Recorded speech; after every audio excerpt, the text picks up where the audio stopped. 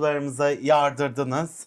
Efendime söyleyeyim, yorumlara şey yaptınız. Ne izledik.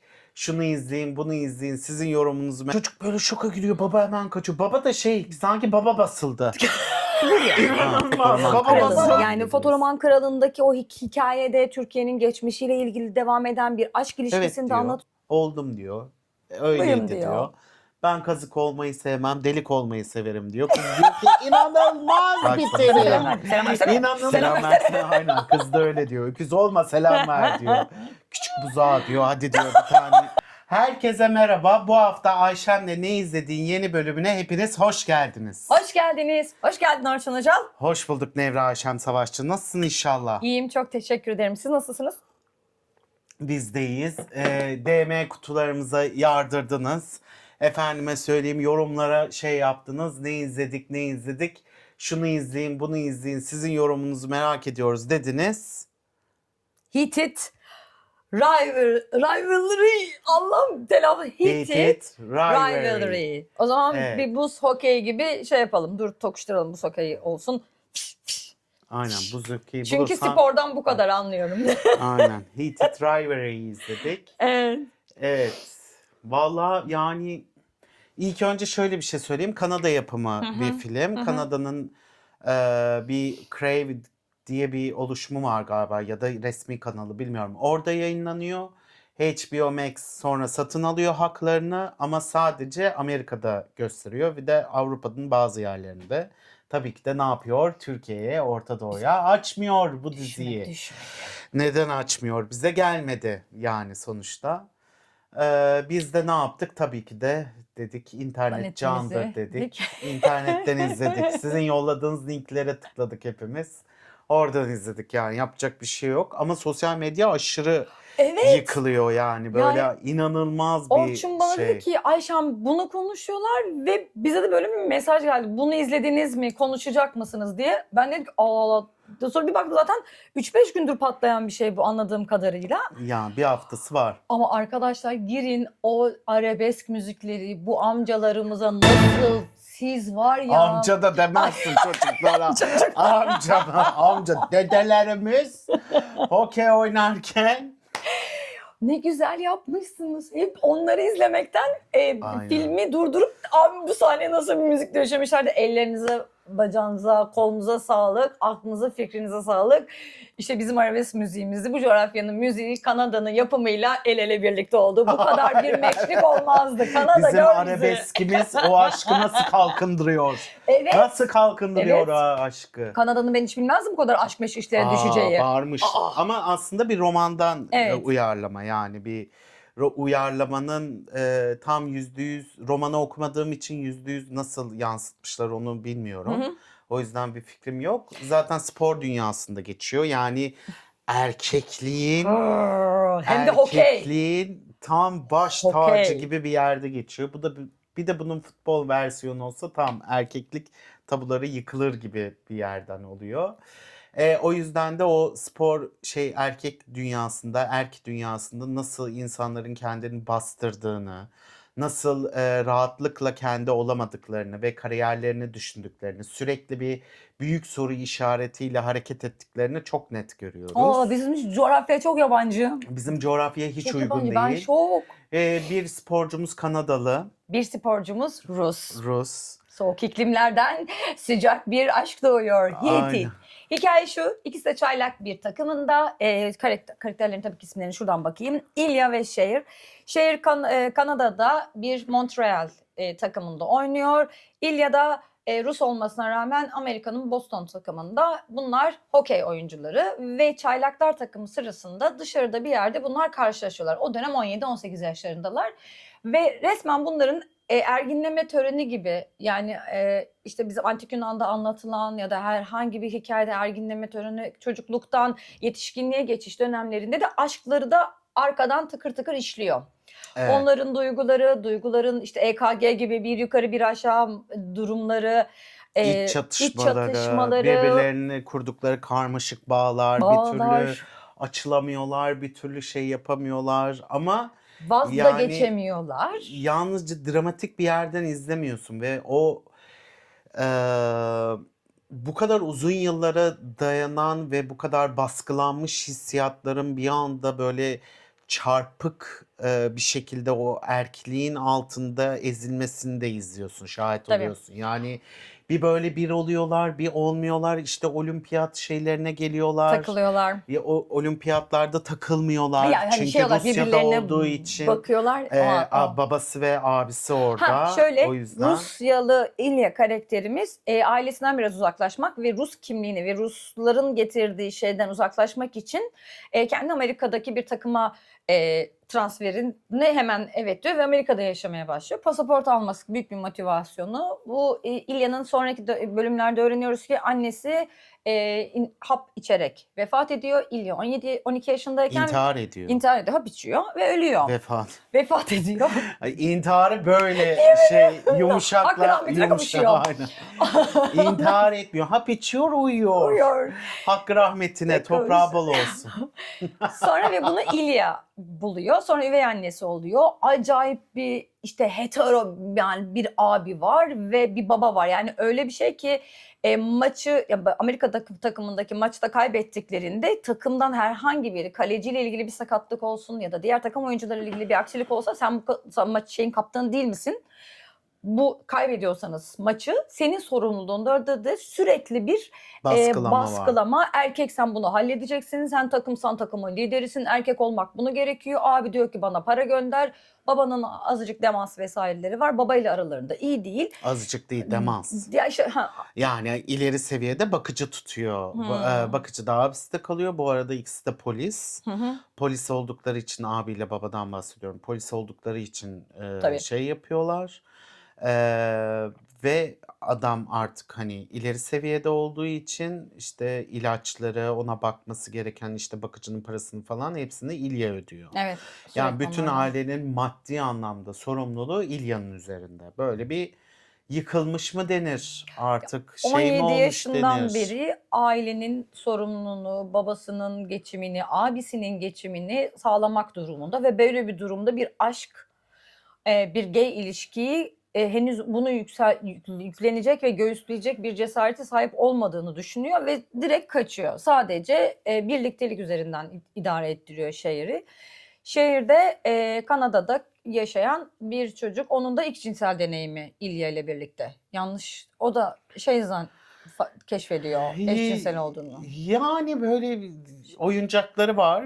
Evet. Söylediği kadarıyla oyuncaklarıyla takılıyor kendisi ama şey anlamında hani tam olarak birliktelik anlamında ilk mi, o bilgi yok bizde. Yok. Yani yok. Atladık mı acaba orayı? Hayır, bence yok öyle ilk olarak. Sadece kadınlarla takılıyor musun, takılmıyor musun muhabbeti geçiyor. Hatta İlya'nın Daha önce takıldığı başkalarıyla için birlikte olduğunu biliyoruz İlya'nın. İlya'nın takılıyoruz. Şeyinin bilmiyoruz. Shane'in bilmiyoruz. Shane'de sonra zaten bir tane denemesi oluyor. Ünlü bir aktör bir kızla Aktris. tanışıyor. Şeyde bir partide onunla hemen böyle yakınlaşıyorlar. İşte magazine düşüyor bilmem ne, böyle boy boy şeyler, haberleri çıkıyor. İlya bir kıskanıyor. Bir kıskanıyor spor yaparken, hop çetenenik bacağını oraya buraya vuruyor. Hatta takım arkadaşları diyor ki o şeyine bak nasıl götürüyor diyor. İşte bununla tabii ki de takılırsan mutlu olursun diyor. Ben mi mutlu olacağım falan, ben burada spor salonundayım diyor. Kız böyle çok ünlü bir aktrist. Ondan sonra film şeyinde falan filan ama şöyle bir şey var. Şeyma onunla takılmayı seviyor. Bir de kızın oyuncu bir arkadaşı daha var. O da gay ama yani kapalı şeyin altında open. Genele açılmış bir gay değil. Orada barda karşılaşıyorlar. Barda karşılaşma sahnesi çok iyi. Şimdi işte bir partiye gidiyor kız arkadaşıyla birlikte Shane. İşte sonra diyorlar ki işte söz vereceğim, dans ettirmeyeceğim seni falan filan. Neyse dansa zorluyor bunu. Kızın gay arkadaşı da ensesinde böyle sürekli Bitiyor. Aynen bitiyor. Çocuğa ölüyor. Çocuğa herkes ıslak. Öyle bir durum. Acaba neden?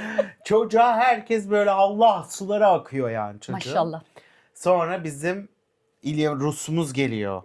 Rus diyor ki ben bu akşam, o kıskançlıkla dolu ya, otel odasında duruyor. Ben bu akşam bir partiye gitmeliyim ve sevişmeliyim diyor. Hemen bütün ekibi topluyor, partiye gidiyor. Tesadüf budur ya, aynı mekana gidiyorlar. Enteresan. Sonra görüyor, kesiliyor oradan çocuğu. Şey mi? O diyor, kız da diyor hadi dans ediyor diyor. O öpüşüyor mu öpüşüyor diyor. Hemen orada bir tane sarışın bir kız buluyor. Bu arada herkes Zaten bunlara aşık. şeyler, yüksekler. Sonra kızı buluyor. Kızı şey yaparken Şeyim diyor ki ben bir tuvalete gideyim. Görmüyor Şeyim daha. Tuvalete giderken çötenek bir bakıyor. İlya. İlya orada bir kızla öpüşüyor. Sonra beraber böyle bakışıyorlar. Böyle gözlerinden böyle şey çıkıyor. Küfürler çıkıyor yani. Ya- Ey sol, ey sol diyorlar birbirlerine.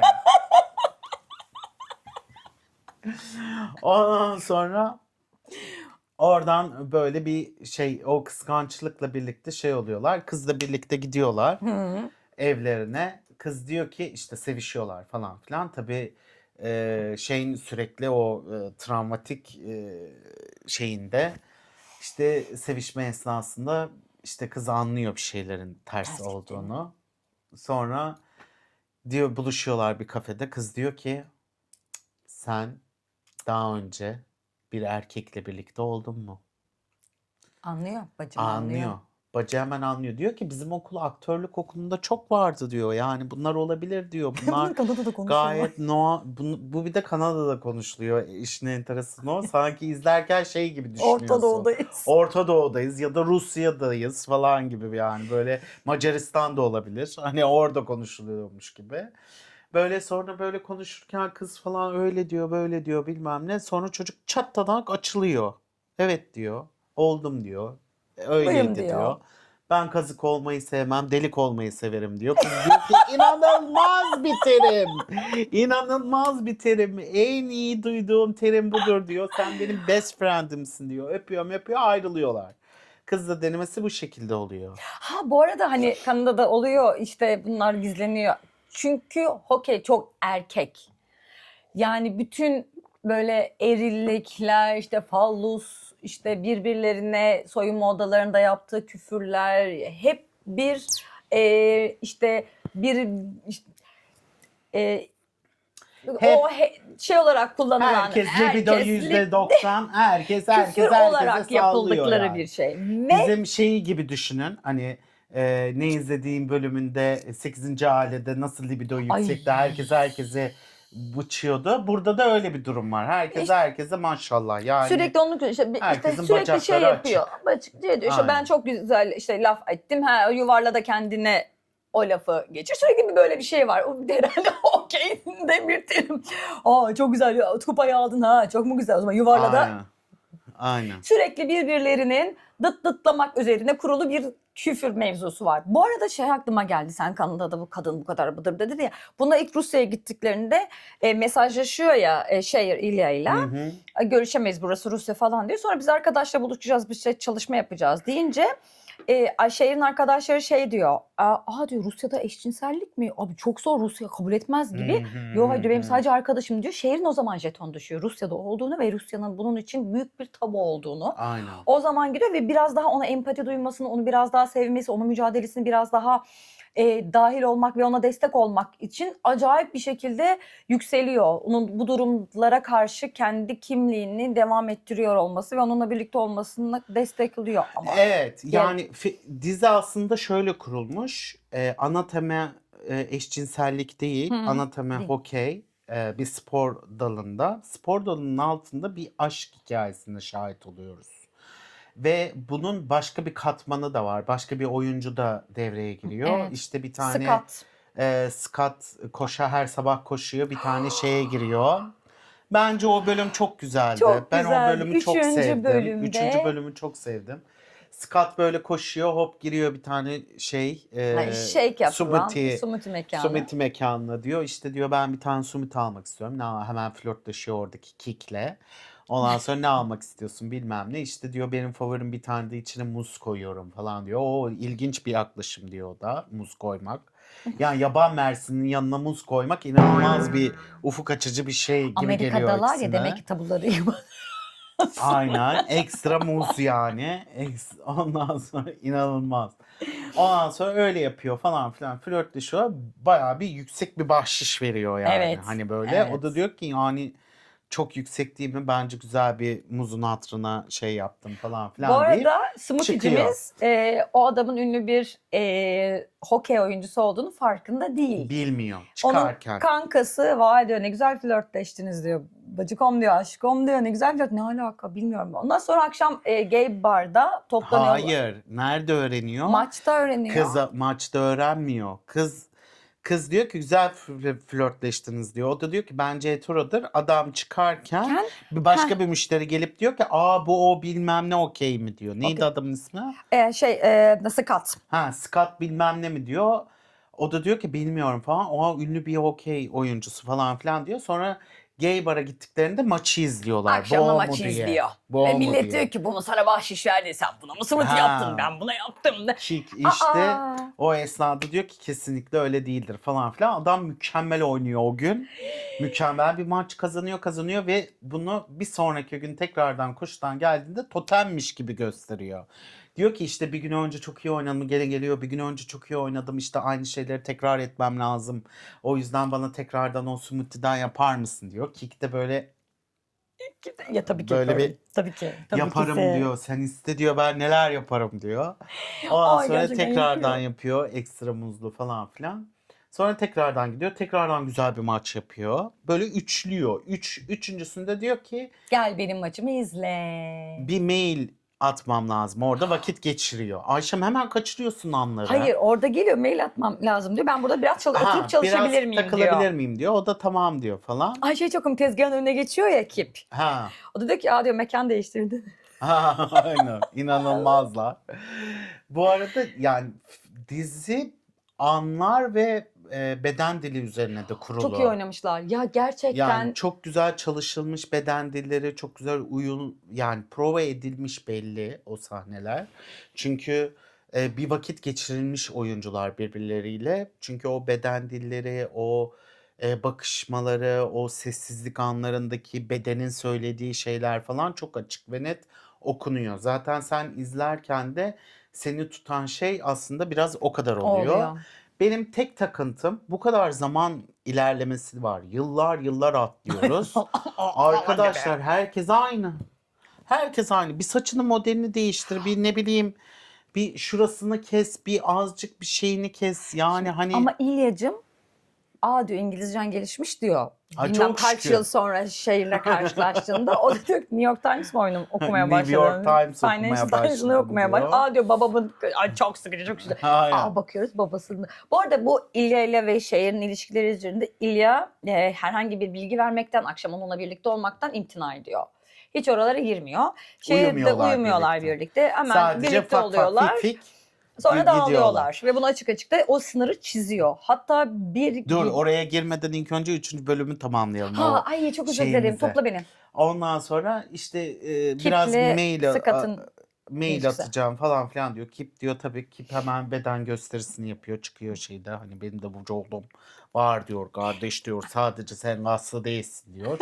Ondan sonra tabii o da Scott da böyle inceliyor falan. Scott tak diyor ki maçıma 2 kişilik davetiyem var. Benle maçı izlemeye gelir misin diyor. Aa o da diyor ki o da hemen atlıyor küçük çocuğumuz. Aa tabii ki de giderim falan filan diyor. En yakın Kankasıyla arkadaşı gidiyor. smoothie dükkanında çalışan o kız var. var Aferin ya o o bacıma. kız. Bacım O takdir kız ettim. böyle yolluktur yani. Hani anladın mı? Şeydir yani. Aretlim. Aretliktir yani o kız. O kızı alıyor işte kızla beraber izliyorlar. Kız böyle falan filan. Bak sana selam verdi. Bak sana selam. verdi. Selam versene. Selam versene aynen. Kız da öyle diyor. Öküz olma selam ver diyor. Küçük buzağa diyor. Hadi diyor bir tane selam ver diyor. Selam veriyor orada. Ondan sonra selamlaşıyorlar bilmem ne falan. Maç bitiyor. Maç bittikten sonra maç bittikten sonra buluşuyorlar.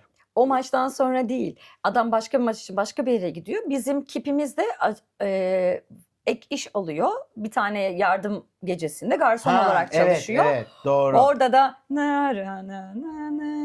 geç kalıyor. Babası çünkü hani maddi durumu iyi değil. Babasının ceketini giyiyor işte.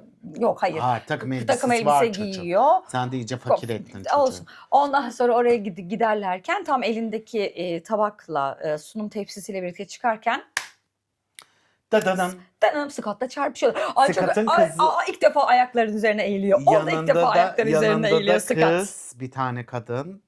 Scott'ın yanında. Evet, hemen o şöngüldenek bütün her şeyi boca ediyor, ıslanıyor falan. Aa diyor kadın böyle, diyor bunu nereden buldunuz bu garson parçası. Bizim oradaki Türk filmleri düşün, hemen ezikliyorlar. Ondan sonra nereden buldun, özür dilerim, önemli değil falan filan diyor. Neyse orada diyor ki çıkışta Meksika şeyler yemeği yiyelim. sever misin diyor. Çıkışta diyor yiyelim diyor. O da diyor ki neden olmasın. Kik her bir boka atlıyor.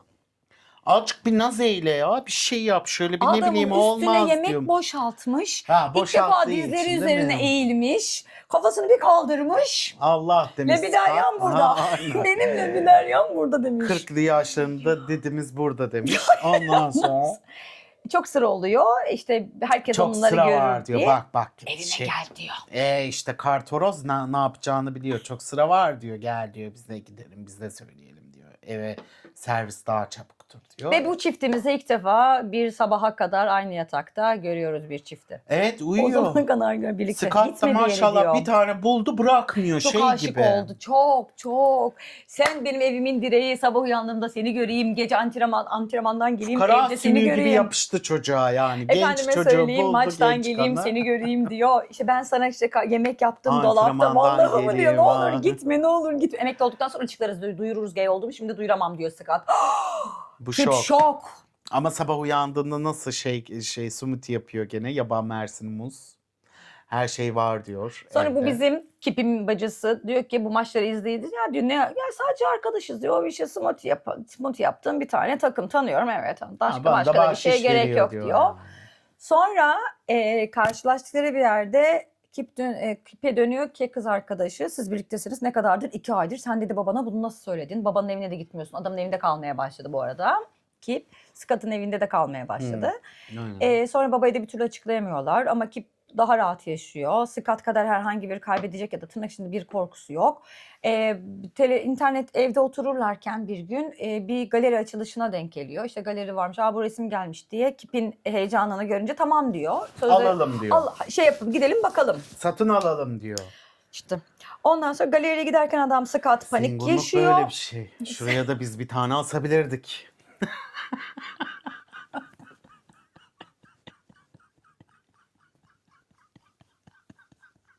Hemen diyor gidiyorlar sanat galerisine. Toplu taşımalı mı asacaksın? Yani, şuraya ben İETT'nin numaralarını asacağım kullandığım.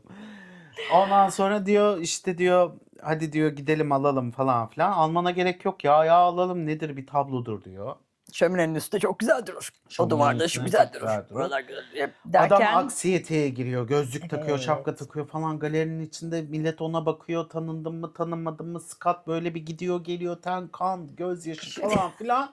Diyor ki ben yapamıyorum diyor, gidiyor. Eve gidiyorlar. Eve gidiyor. Ve bu tartışma yapamadım, konusu çok olmuyor özür arkadaşlar. dilerim Çok iyi bir diyor. şey değil mi? Tartışma konusu yapmamışlar bunu. Ama zaten adam baştan söylüyor. Söylüyor. O Diyor açık, ki ben yapamam netler. diyor, edemem diyor. Evde diyor 4 duvar arası diyor. Mahremimsin Yapıyor. sen benim, Aynen. mahremimsin. 4 duvar arasında nelere şahit oluyor Türkiye'de de. Yani hani o yüzden diyor hani öyle olmaz diyor, böyle olur diyor. Çocuk baştan okey diyor ama çocuk bilmiyor ki bunu sindiremeyecek. Çocuk çünkü herkese açık, özgürlüğüne düşkün bir tip. Ondan sonra neyse Sonra o gecenin bir tane Scott şeye gidiyor. konuşma yaptığı Hayır. gün mü? Hayır. Scott gidiyor. Maç için şehir dışına gidiyor. Maçtan dönüşte de bir tane davet var. Kike diyor ki o davete sen de gel diyor. İşte dolapta diyor sana bir sürpriz var diyor. Kike smokin almış. Kik değil mi? Kip. Christopher'ın mi? P'si. Ha. Christopher'ın Kip'miş. Ama Kik olsa daha komik olurmuş. O yüzden sürekli diyorum sen Kip diyor. Bence Kik Kik, daha Kik. yakışırmış ona. Kik'in değil Neyse. en azından. Ondan sonra geliyor diyor ki hiç duymadım. Hiç duymadım ne yaptı. Ondan sonra işte smokinini giyiyor. Kız Tabii diyor ki kanka da ben de geliyor. gelirim. Kanka da geliyor. Kanka diyor ki Kankaya söylüyor ha. Anlıyor artık o oradan. Diyor ki Kip diyor ben söyledim diyor kusura bakma diyor anladı artık diyor yani yapacak bir şey yok o gizli gizli nereye Söylemez kadar. kimseye. Ben de şey oldum diyor taş oldum diyor. Ben de insanın birini açıklamam lazım diyor ona söyleme buna söyleme bu ne ya diyor falan filan. Sonra kız diyor ki gel bir dans edelim. Adamın var ya orada. Adamı götürüyor. Bana bak, ona bakma. Bana bak. Adama diyor ki böyle dans ederken ciddi ciddi bak diyor senin bacağına sıçarım. Adam akıllı dur. Benim çocuğumu üzme. Sen de bir insansın. Çocuk da bir insan. Hani bu kadar gizlilik, bu kadar şey yapmak Dayanamaz ona Kip diyor. dayanamaz.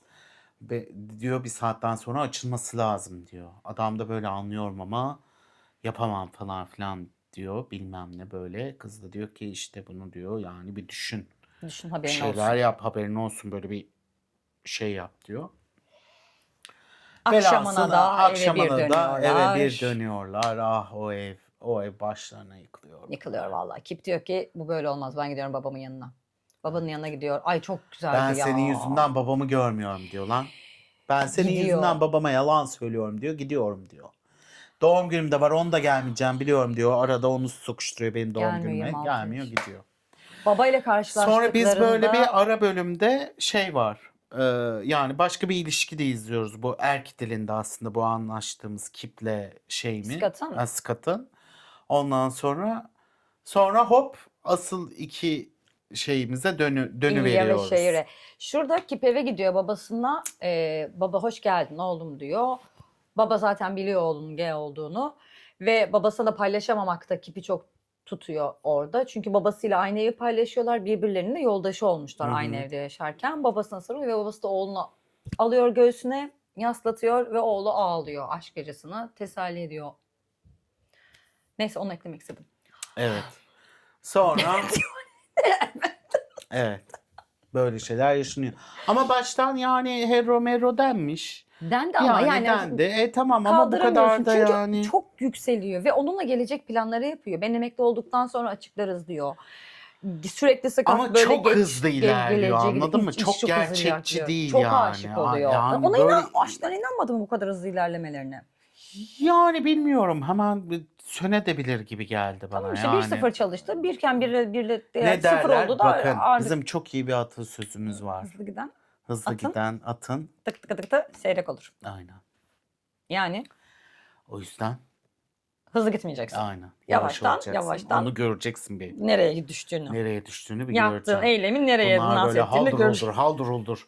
Sabah göreyim, akşam göreyim, öğle göreyim, zırt göreyim, zibil göreyim falan filan diye şey yapıyorlar. Çok yani orada bir noktada bir şey değil ama arada bir anekdot böyle. Ben hatta bir ara izlerken şey düşündüm. Başka bir dizi mi oldu ya bu falan Ha filan. evet. Bizim ana karakterlerimize ne oldu ya falan Çünkü diye. bunları niye ortaya 6 bölümlük dizinin 3.'süne koymuşlar? Çünkü 4, 5, 6'da bizim ana karakterlerimize destek olacak hikayeye gelişiyor. Ve de şöyle bir şey Aynen oldu. öyle. Gerçi Orçun'u da söyledim.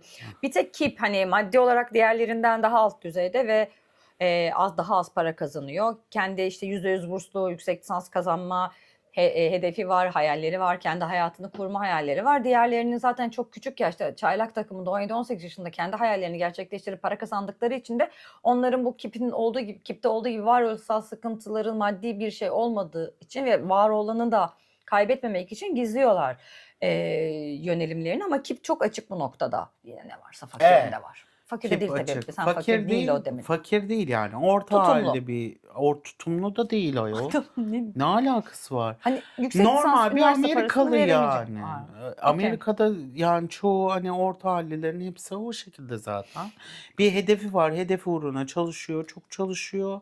Ve o hedefi uğruna başarılı bir sanat dalında okuyacak. Hani şey yapacak o hedefleri uğrunda da ya sosyal hayatında aktivite ediyor. Bizim hangi öğrencimiz bursunu kazanmak için bu kadar iki işte çalışıp da aynı zamanda sosyal hayatını geçindirebiliyor? Aynı zamanda bursu için okula Aha. başvuruda bulunmak, Aha. onları ikna etmek, o portföyü hazırlamak kim yapıyor bilmiyorum. Benim bir arkadaşım vardı, İngiltere'de yaşıyordu. 2-3 tane part-time işte çalışıyor. Yüksek lisansının parasını ödeyebiliyor, ev kirasını ödeyebiliyor ve yaşayabiliyordu. Sonra Türkiye'ye geldim ama ben İngiltere'de çok zorlanıyorum vesaire. Türkiye'de siz ne kadar güzel bir şeydesiniz. İşte durdum ki kızım dedim, sen 3 tane part time işte çalışabiliyorsun. Türkiye'de part time öyle bir şey değil.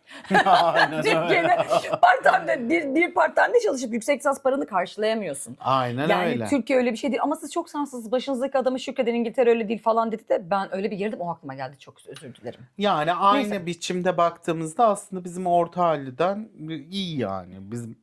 Bize göre Shameless gibi de değil yani, dizisini hatırla.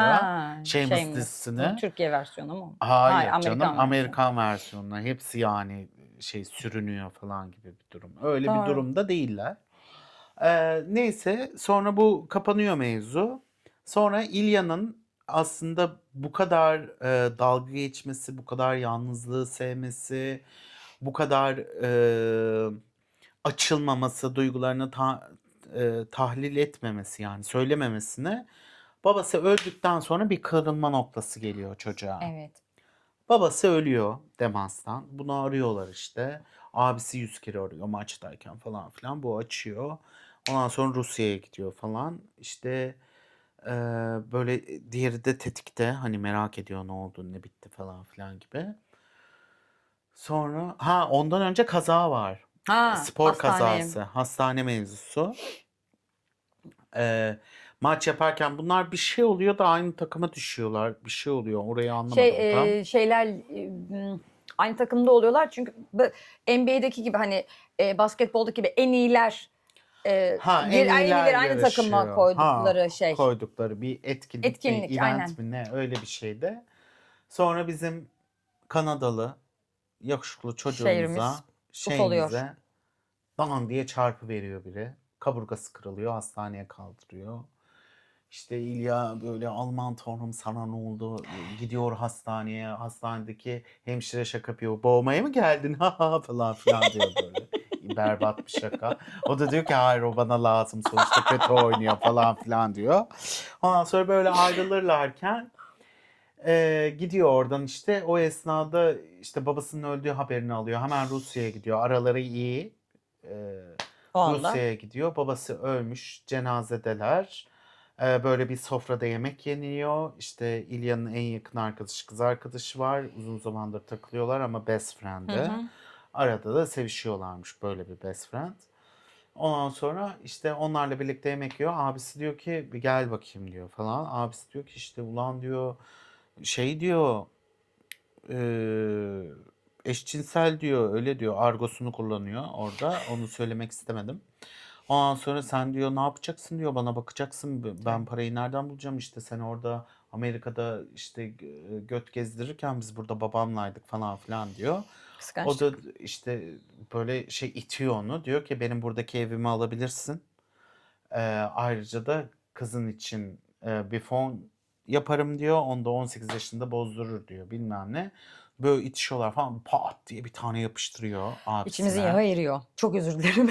Şiddet ama yani Şöyle diyor, orada. en yakın arkadaşı geliyor, diyor ki ne oluyor ya, burada sesiniz çok yükseliyor. Bu işte sesini mi dinleyeceğiz diyor. O onu duyunca tak diye bir tane yapıştırıyor. Ortalık Süt liman. süt liman oluyor. Sonra gidiyorlar Amerika'ya geri dönüyorlar. Orada Artık diyor telefon beni de konuşması var. aramayacaksın diyor. Bu Orada arada bizim Şehir ve İlya'nın telefon konuşması var. Ne yapıyorsun, ne ediyorsun diye merak işte ettik. İlya mesaj atıyor. Yalnız mısın, seni bir arayacağım diye.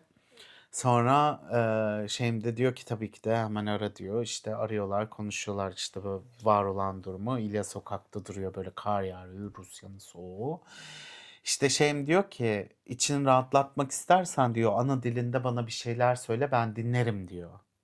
Ana dilinde bir dökülüyor çocuk. Ya.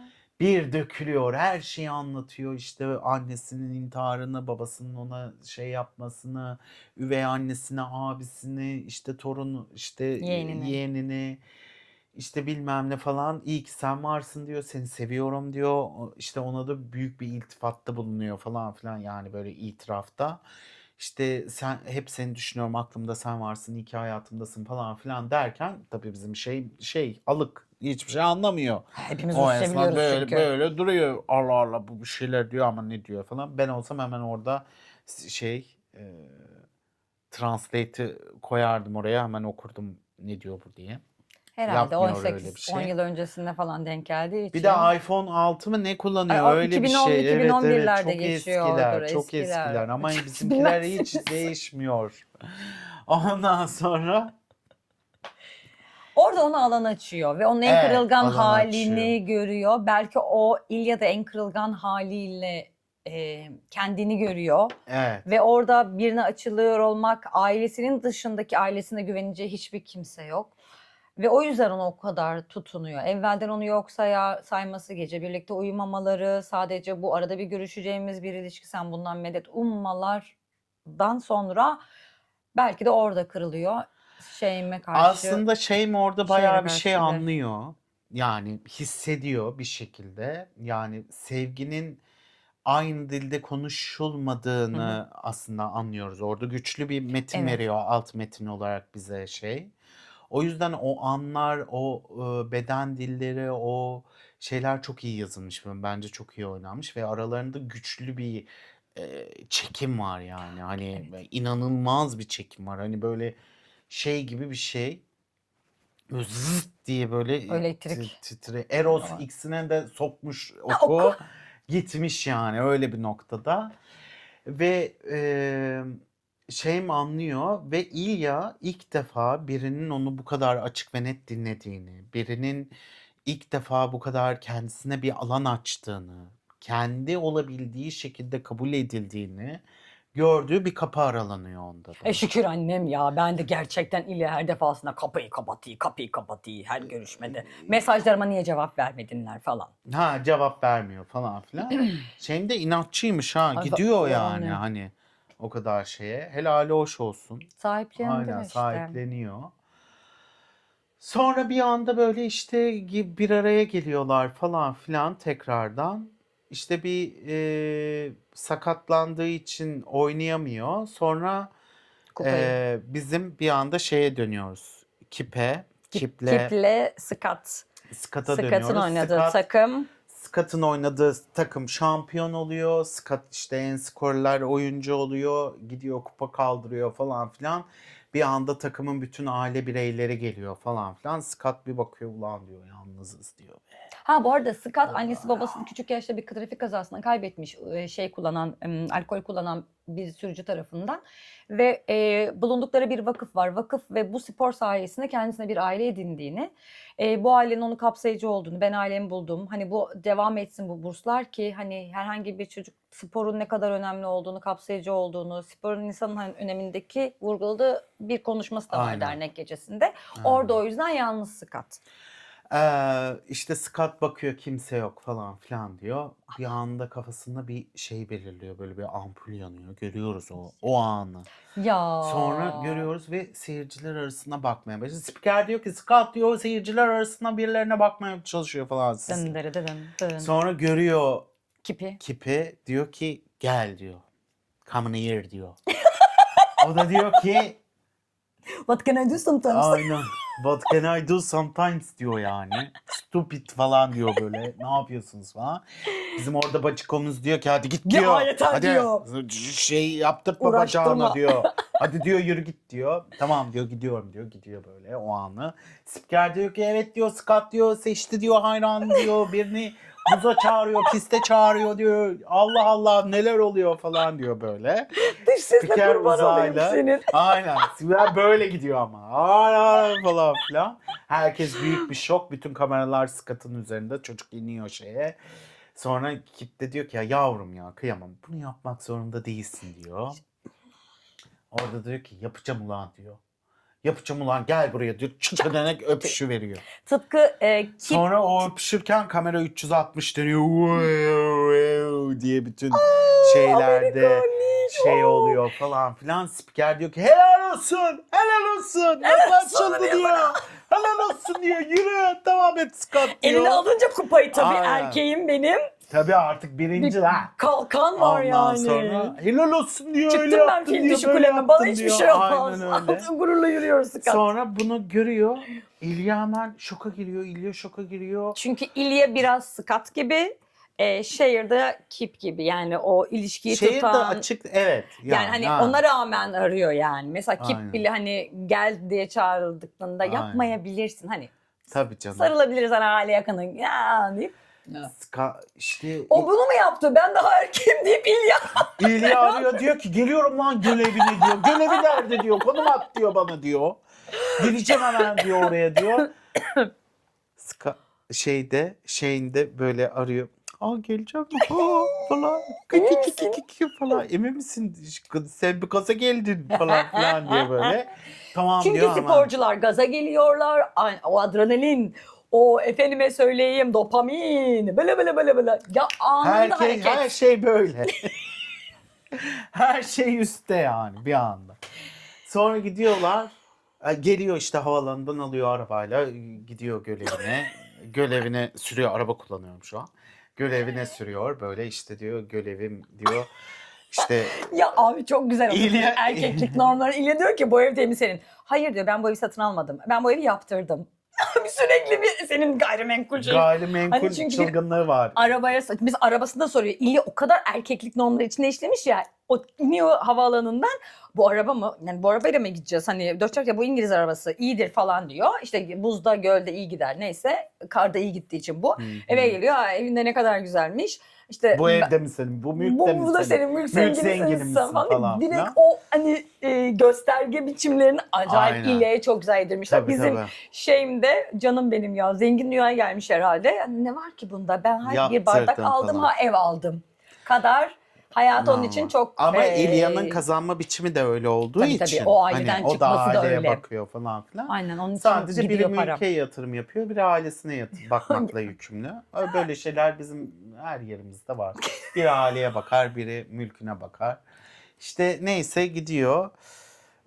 İşte daha ne işte diyor bütün her bir boku doldurdum diyor. Buzdolabı full dolu diyor. Dona gibi ye diyor. Burada küçük Yediriyor, bir gölüm var içiriyor. diyor. Bilmem neyim var diyor. Ulan diyor artık yemek mi konuşacağız gel buraya diyor.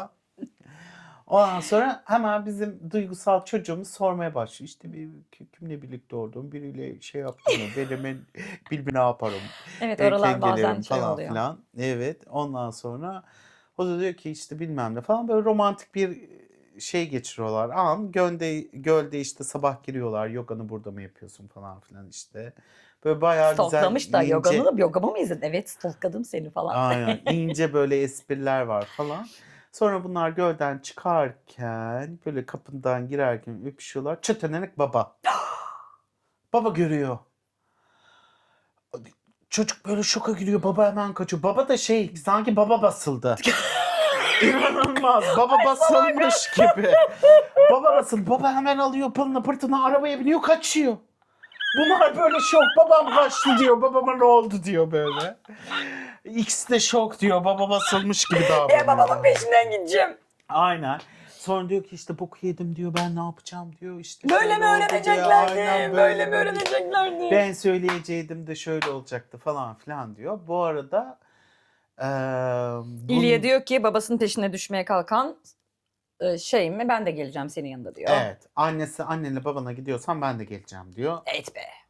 Diyor ki gelir misin diyor. Geliriz diyor. Sonra Boston tişörtü giyiyor. Babama bunu İlya. yapamazsın, anneme bunu yapamazsın. O da diyor ki annemle babama bunu giyemez. Boston'da oynadığımı bilmiyorlardı diyor.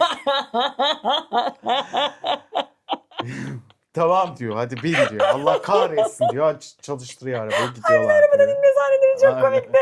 Sen arabada kal. Niye geldim ki? Doğru niye geldik? Ay ben ne diyorum ya deyip alıyor İlya içeri gidiyor. Gidiyorlar. Anneyle baba tehditkide bekliyor. Çocuk girerken. Baba ispiyonlamamış anneye. Ha baba hemen söylememiş. Çocuk da bizim gidiyor çocuk Baba ki ben hemen- giyeyim. Hayır baba hemen diyor ki görünce benim telefonumun kablosu sende kalmıştı. Şarjım bitmişti o yüzden şarjımı almıyorum. Ama bu hızda. Şarjımı almaya gelmiştim de o yüzden oradaydım da hani bir şey görmedim falan filan diyor. Çocuk diyor ki ben giyeyim. Abi o çok güzel. Anne hemen. Anne böyle nasıl? Ne oldu? Ne şarjı? Ne masaya kablosu? geçelim. Hangi kablo? Kimin kablosu kime takılıyor? Ne oluyor burada falan filan derken ondan sonra masaya geçelim diyor. Kahve koyalım diyor. İşte muhabbet ilerliyor falan. Ben en iyisi içki getireyim diyor. Bütün Bu planlarını. muhabbet Evet. kahveyle olmaz diyor. Bu arada ondan önce İlya işte artık Rusya'ya dönmek istemediğini, Rusya'dan nefret ettiğini ve burada bir pasaporta ihtiyacı olduğunu, o yüzden burada kalması gerektiğini söylüyor. Orası da romantik bir sahne. Böyle koltukta Evet. oturuyorlar Buluruz bir ayakları çaresini. üstünde. Diyor ki bir Evet. kızla evleneceğim falan, işte o best friendiyle evleneceğim falan filan diyor. Bizim Duygusal'ın gözleri doluyor. Evlenme diyor. O da diyor ki bir buluruz bir çaresini diyor. O da diyor ki tamam be diyor, evlenmem diyor. Dernek kurarız diyor. Dernekte hatta dernekten kazandığımız paralar ve maçlardan kazandığımız paralarla bir sağlık örgütü kururuz. İnsanlara psikolojik destek veririz ki kimse intihara sürüklenmesin diyor. İlya orada İlya orada tereyağı gibi eriyor. eridi. Adam Adam böyle o kaslar bir anda yer çekimine karşı koyamıyor ve bir böyle şey bunu söyledikten sonra şişme adam bebek gidecek var. tabii Ha, çocukla gider, birlikte tabii, anasının gitti. yanına. Neyse bu dernek fikirlerinden bahsediyor. Anne hemen şurayla görüşeyim, bu markayla görüşmüş şöyle. Sonra anne birden ayıyor. Sen diyor maçı bilerek mi verdin diyor İlya'ya diyor. Ha. O da diyor ki sen babamla maç yaptığında bilerek mi kaybediyorsun? Asla. Diyor ben kimin oğluyum? Aynen. O da diyor ki kimin anası olduğum belli diyor. Kimin oğlu olduğum belli, kime çektiğim belli diyor falan. Tam bir çift sahnesi var orada. Mesela o yemek yiyor ya, makarna yiyor, parmesan mı koyuyor falan. Diyor ki hayır annem konuşuyor, yemeğini yemiyor. O da kafasını yiyor. Hayır. Acıkmış. Böyle yeme diyor. Üstten şey aç kafasını indir Hayır, diyor yemek falan. eğilerek mi yenir? Hayır. Ya ne bileyim hani artık nasıl alıyorsa onu şey yapamadım falan. Benim Sonra kadın böyle işte makarnayı da tencereyle servis ediyorlar. İnanılmaz. Bizde olsalar 50 tane laf edilir. O makarna tenceresi ona sofraya mı baktı? koyulmaz Ama diye. baba Rus vodkası getiriyor. Aynen. Hemen damadın gönlünü şöyle vay Rus'tan. Rusya'dan getiriyorum. Ya Rus güzel vodkası bir güzelmiş. vodkaymış. Aa, Rus yapımı olmasına dikkat ediyorum falan filan diyor o da. Ondan sonra böyle bir tatlı bir konuşma oluyor. Kadın biraz duygusallaşıyor falan filan. Böyle her şeyi halledeceğiz. Tabii ki de açılmanıza gerek yok. Siz nasıl istersiniz? Emekli olduğunuzda açılın bilmem ne diyor. Arabaya biniyorlar. Çok tatlı. Başardık bunu yola diyorlar. çıktık diyorlar. Telma Ona- ve Louise gibi el Aynen. ele diz Onun dize. elini öpüyor falan filan. Sonra dizi bitiyor. Putin boşuna iki görüş aşka inanmadı bak. Ya. İlyam aşık oldu. Görüşte. Yani eee, yani dizi böyle seni bazen böyle klişelerle çok Tabii. dramlarla böyle şey yapıyor. Bazen sokuyor onun için. Mesela Aynen. biraz daha buz hokeyi maçı izlemek isterdim belki orada. Evet, biraz Ama, daha o düşük rakipçi bütçeli- dünyanın Ha. şey baskısını biraz daha görmek isterdim. Ya evet var tabii ki de gösteriyor ama o dinamiklerle sürekli kaçak göçek görüşmeleri falan filan onları anlıyoruz.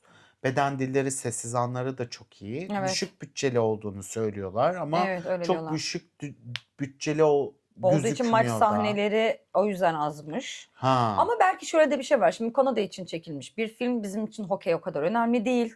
Hani Kanadalılar için de hokeydeki H desen zaten hokeyin bütün A'dan Z'ye bütün alfabesini çıkartıyor. Tabii, Oradaki dinamikleri, aynen. onun maçtaki vesaireleri işte. Bir de fotoğraf çekilme sahneleri çok güzel. Böyle birbirine geliyorlar. Taka! İlk bölümde fotoğraf çekiyorlar ya hokeyde. Ha. İkisi birbirlerine gelip böyle ben ayarladım. Seni istedim. Fotoğraf çekilirken diyor İlya. Ya İlya. Evet reklam sahnesinde falan. Çok güzel anlar var. Ödül verirken de şey yapıyorlar. Evet.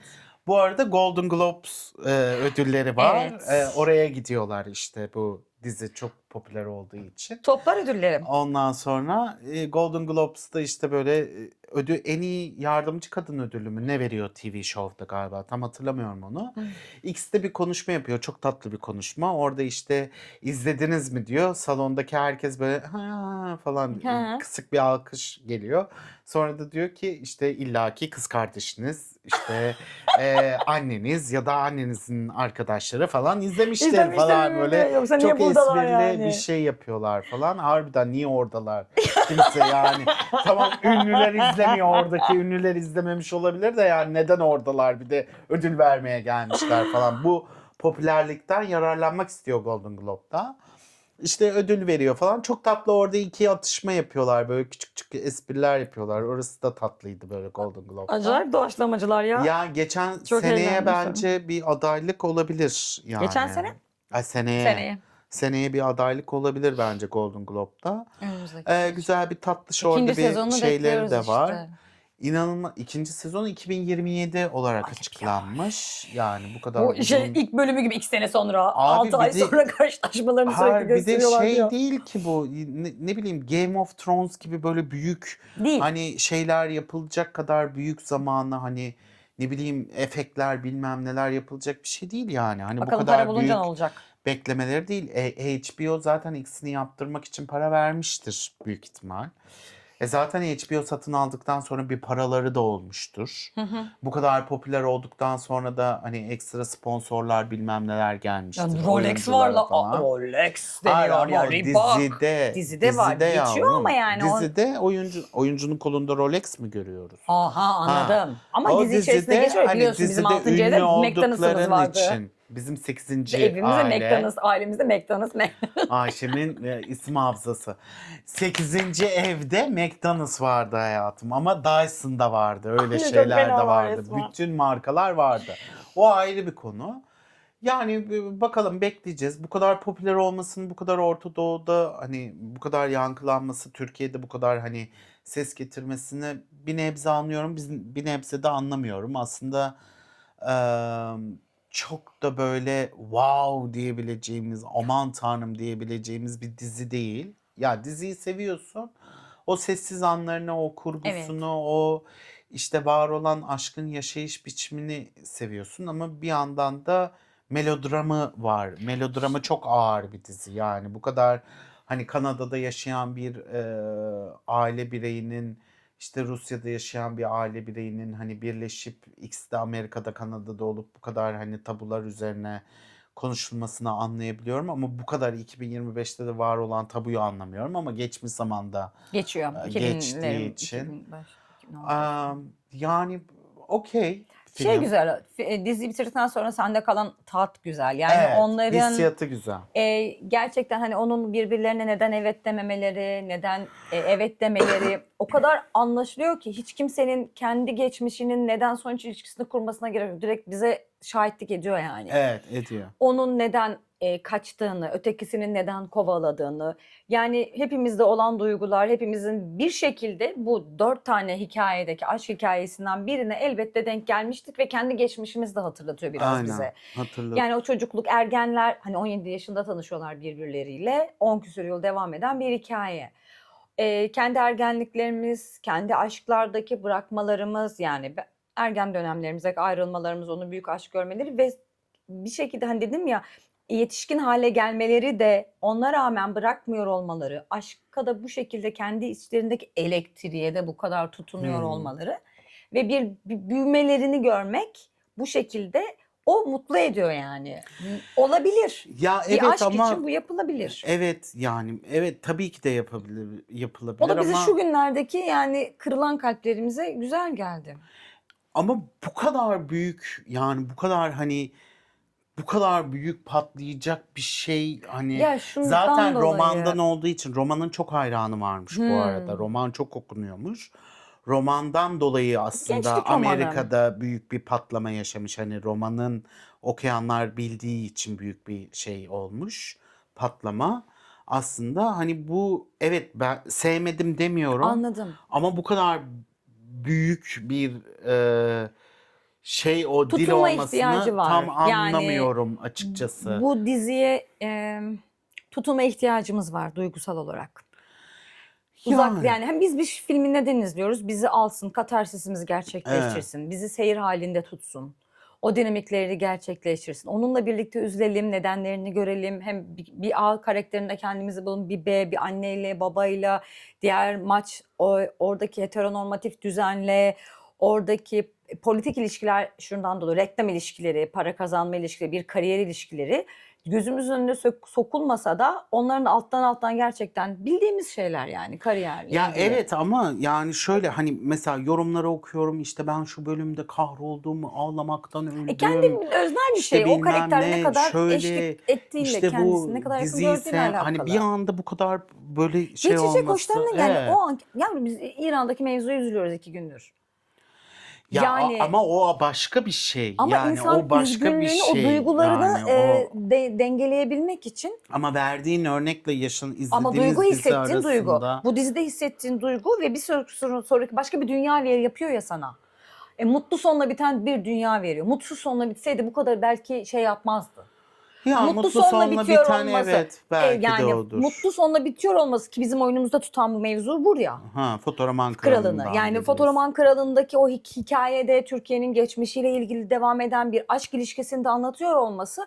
Burada nasıl biz izleyicilerden sonra arkadaşlar çok güzel seyrettik. Yani ben kendimi o karakterde gördüm, ben kendimi o karakterde gördüm ve gerçekten o saf aşka inandığımızın bir dizi hali aslında.